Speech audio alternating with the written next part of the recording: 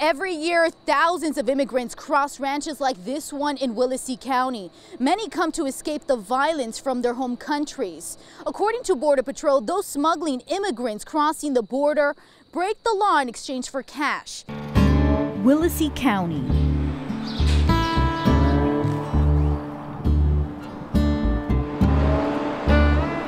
Just 30 miles north of the U.S.-Mexico border. There is a section of remote land bordering Kennedy, Hidalgo, and Cameron counties. County roads 10, 20, 30 in Raymondville are the most common routes smugglers use to avoid security checkpoints, and where hundreds of undocumented immigrants make a dangerous journey, which in some cases could be their last. Porque hay mucha violencia por dinero, por falta de trabajo, que no hay, ¿verdad? Y pues uno viene a buscarle acá. It's very vast in those areas, and if we don't, get them within enough time, they might succumb to the weather. Thomas Rudd, the patrol agent in charge, says human traffickers use westbound Highway 186 like a bus stop to drop off undocumented immigrants day and night, putting people in the most treacherous situations imaginable, making them travel on foot on miles of farmland. That also makes tracking immigrants even more difficult for the Border Patrol, having to look for any sign that immigrants have passed through this area, from torn down fences to markings on the ground. There's sign of a vehicle that might have stopped abruptly or took off abruptly or turned around in the middle of a curve or in the middle of a road, which, typically a rancher won't do that. But when it rains, the trek becomes impossible. When the sun's back out here, 80 degrees is walking in this sand, basically.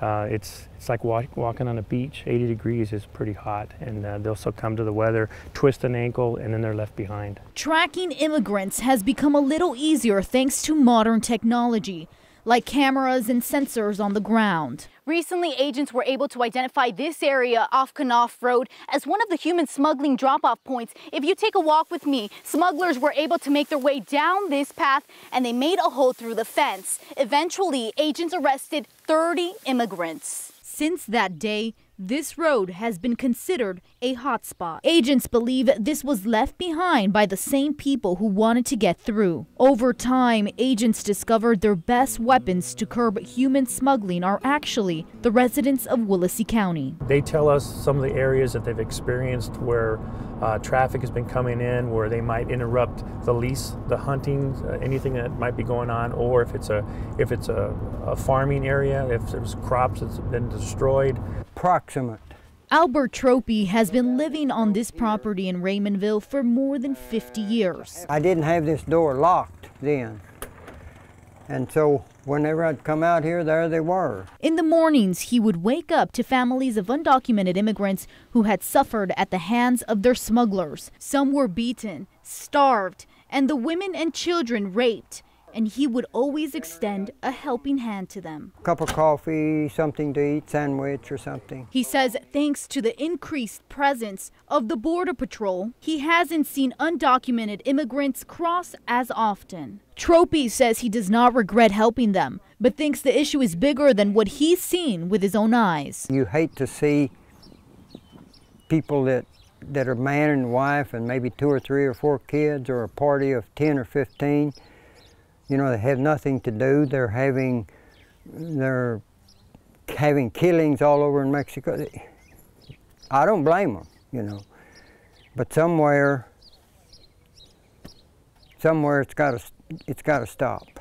He agrees their journey is against the law, but at the end of the day, they are still human. If they come by, I'll always help them. The story does not end here. Tomorrow, hear the journey of one man who came from Mexico wanting a better life.